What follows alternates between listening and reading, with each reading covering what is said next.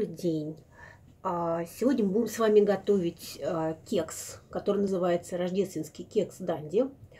Вам потребуется много всего, но не переживайте, все это вполне доступно. Рецепт будет дан ниже, а я с вами буду общаться и готовить. Вот. Кекс готовится обычно на Новый год, конечно. Мы его делали на Новый год, всем он очень понравился. Теперь я его готовлю, потому что у мамы день рождения в феврале, и она очень просила его приготовить. Ну, а мы, естественно, никогда не откажемся его покушать. Так, вам нужно будет заранее подготовить, замочить сухофрукты в коньяке. Это раз. На 2 часа как минимум, но у меня они стояли дня полтора, потому что я никак не могла собраться их, значит, сделать все. И вам нужно будет нагреть масло до комнатной температуры. 200 грамм сливочного масла, пускай полежат. Вот. А у меня уже все готово, поэтому я начинаю. А вы можете поставить на паузу и продолжить потом. Вот. Ну, собственно, все, начинаем. Так, значит, ингредиенты на 8 порций. Продукты для замеса теста. Пшеничная мука 250 грамм, сливочное масло 200 грамм, 200 грамм сахара, куриные яйца 4 штуки, миндаль 150 грамм. У меня миндаля нет, поэтому я без него буду делать. Лимонная цедра 1 чайная ложка. Как интересно, потому что в самом рецепте написано 3 столовых ложки сока. Это лимонная цедра 1 чайная ложка. Лимонный сок 3 столовых ложки.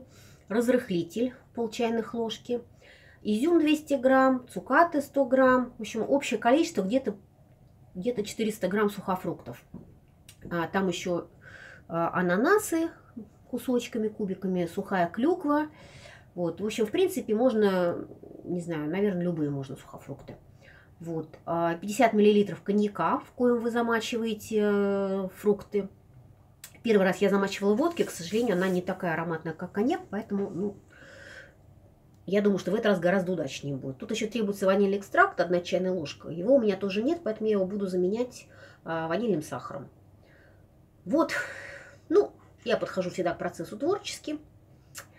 Как говорится, мастер на то и мастер, что может изменить существующие правила так, как ему надо, но результат может быть даже еще лучше. Вот, так что вот. Приступаем. Значит, вот у меня сухофрукты заготовлены, целая миска. Она тут уже замачивается, уже вся промокнет. Уже явно не 400 грамм, а уже, наверное, все 700 уже. Не знаю, сколько я только коньяка вылила, потому что мне показалось, что немножко так подиспарился. Ну, а может, подвспитался. Ну, в общем, короче, их много. Я считаю, что в данном случае много — это хорошо. Сухофрукты — вещь полезная, вкусная и как бы дают особый аромат. Так, значит, мы взбиваем сливочное масло комнатной температуры с сахаром. Сахар добавляем большими порциями. Значит, сахар, что я могу сказать, поскольку я всегда готовлю очень так, как сказать, стараюсь избежать ненужных телодвижений. Вот, и каждый раз мерить сахар стаканами у меня как-то не очень, ну, короче, скучно это, да. Вот у меня есть ложка, я точно знаю, что в каждом стакане, в кружке, да, 250 грамм. Не тот, который стакан 200, а который 250. В нем содержится хорошая такая ложка муки с горкой. Муки с горкой, значит, прям вот конкретно. Я пока сейчас не буду показывать.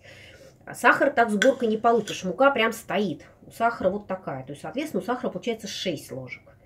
Значит, на стакан 6 ложек. 1, 2, 3, 4, 5, 6. Вот у меня 6. Все, взбиваем.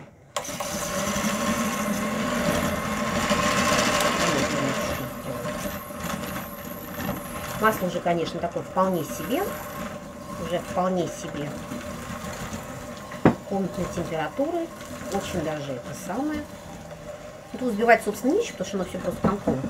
Оно всегда комком. И первый раз, когда я делаю прям все строго по рецепту, первый раз всегда пробую рецепт сам по себе, потому что сейчас, к сожалению, опять же, появилась масса, так сказать, сайтов, которые ради красного словца, как говорится, не пожалеют у отца, да, то есть у них рецепты не проверенные. Вот, и очень часто, к сожалению, получается, что, например, в данном рецепте, который я тоже, естественно, нашла в интернете, например, вообще не был указан состав, количество сахара. Просто его не было указано. То есть в рецепте сахар есть, а в составе ингредиентов его нет в списке. Пришлось самой, значит, опытным путем, ну, исходя из собственного опыта, да, я же знаю, сколько надо сахара класть Вот, соответственно, я попробовала, да, это оно. То есть я могу смело рекомендовать 200, ну, если хотите послаще, можно 250 грамм сахара положить. Так, где у меня ножи? Чтобы разбить яйцо. Значит, мы взбиваем масло. В масло добавляем по одному яйцу. Яйцо добавляем и размешиваем. И вытаскиваем скорлупу, которая туда упала. Добавили. Мешаем.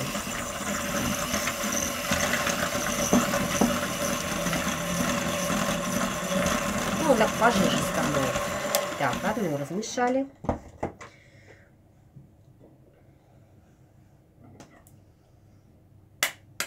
Второе мешаем.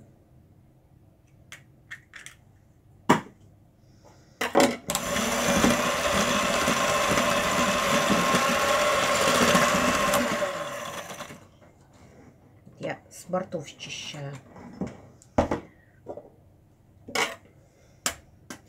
Третье мешаем. Яйца я погрела, потому что они из холодильника. Я так подумала, думаю, масло, наверное, сливочное, тепленькое. Яйца холодные, будет нехорошо, если они будут холодные. Я их погрела. Там горячей водой, просто там 2-3 минуты.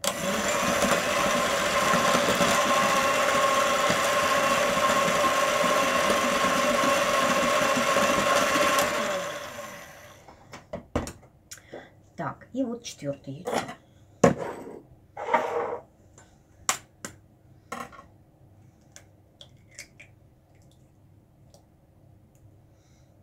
Вот оно, четвертое. Так.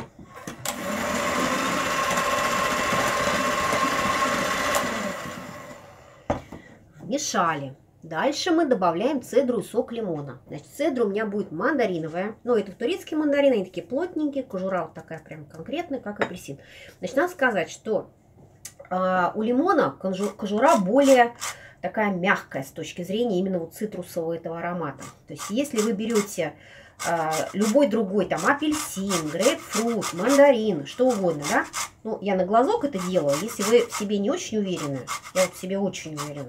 Плюс я, честно говоря, считаю, что испортить цедры в принципе ничего невозможно. Я очень люблю этот аромат, поэтому для меня это не проблема. Но если вы не уверены в себе, то лучше, конечно, использовать ложечку. Напоминаю, что лимонной цедры должна быть 1 чайная ложка. 1 чайная ложка — это приблизительно 1 лимон. То есть, если вы там особо не будете как-то усердствовать, то приблизительно 1 чайная ложка и получится.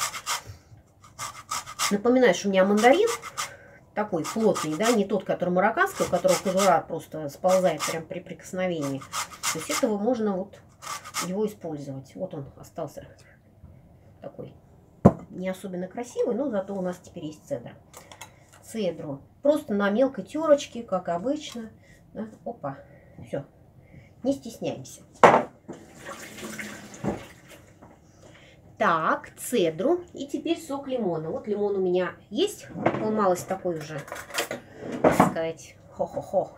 Ну, такой поживший лимон, короче говоря, в холодильнике. Вот, у нас бывает такой час, то есть вроде как хочется, а потом бац, не хочется. Так, лайфхак. Как выжимается сок из лимона? Берем вилку, тык-тык-тык-тык-тык, протыкиваем все это дело.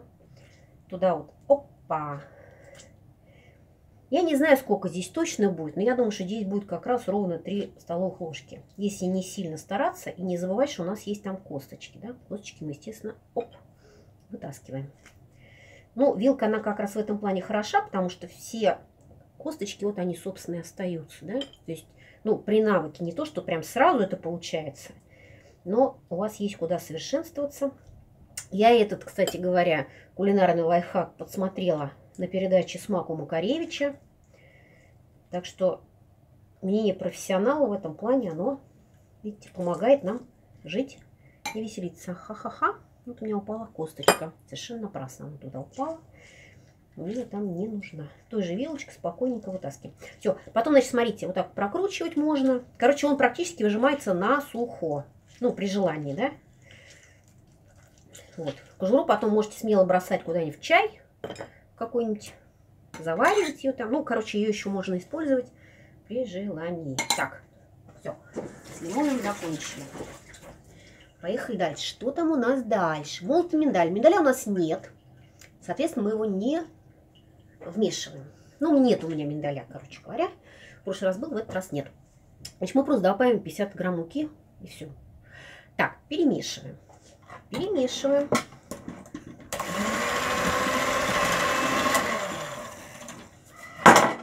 Опять ножик у меня свалился с проводка, не плывется. Так, перемешали. Значит, теперь у нас... Что там у нас? Муку просеиваем с разрыхлителем. Ну, это, конечно, изыски, ничего просеивать я не собираюсь. Вот теперь как раз я вам покажу, что такое стакан муки. Значит, естественно, это нужно все проверять опытным путем. Потому что как оно у вас будет, я не знаю. У вас могут быть другие какие-то ложки, другие руки. Где вот, смотрите. Опа! Вот оно, что я имею в виду под названием ложка с горкой. То есть это такая прям конкретный Эверест. Это раз. Тут написано постепенно, поэтому давайте постепенно.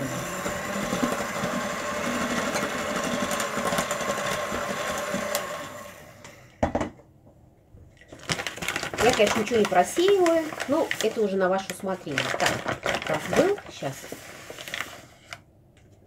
Два. Оп. Вот, кстати, в эту порцию, я думаю, что я вмешаю как раз. Где у меня разрыхлитель-то? Вот он у меня разрыхлитель.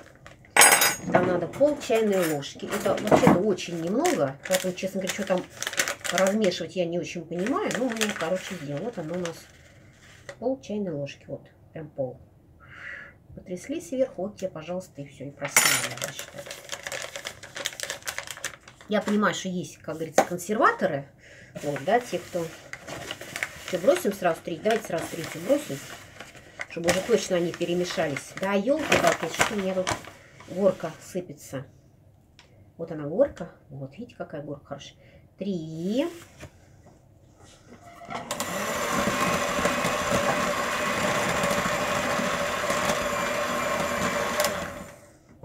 Так.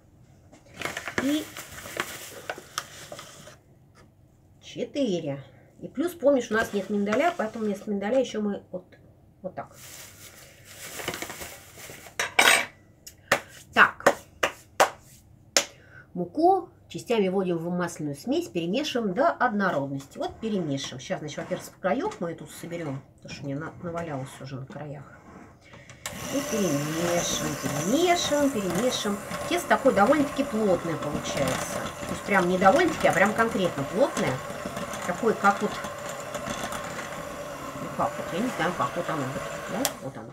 Вот оно вот такое, вот прям вот не падает, что вот так вот. То есть это даже не на шарлотку, это такое прям густенькое совсем.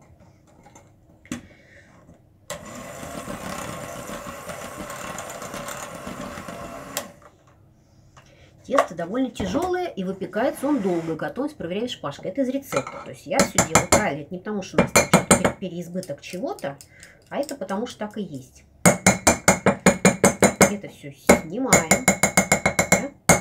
Давай, жалко тесто, оно хорошее же, не надо его бросать тут. Хреньки. Так, раз. Теперь, значит, мы кладем теперь сухофрукты. Ох, прям даже страшно. Оп, оп, оп. То есть у нас получается, что сухофруктов чуть ли не больше, чем теста. Ну, это, наверное, я просто перестаралась. Мне так понравились эти сухофрукты. И вообще этот кекс очень понравился. А когда он печется, какой запах. Боже, вообще там просто все ходят кругами просто вокруг него. Так. Вот заметим, в этом же самом рецепте, да, ванильная настойка добавляется прям в сухофрукты.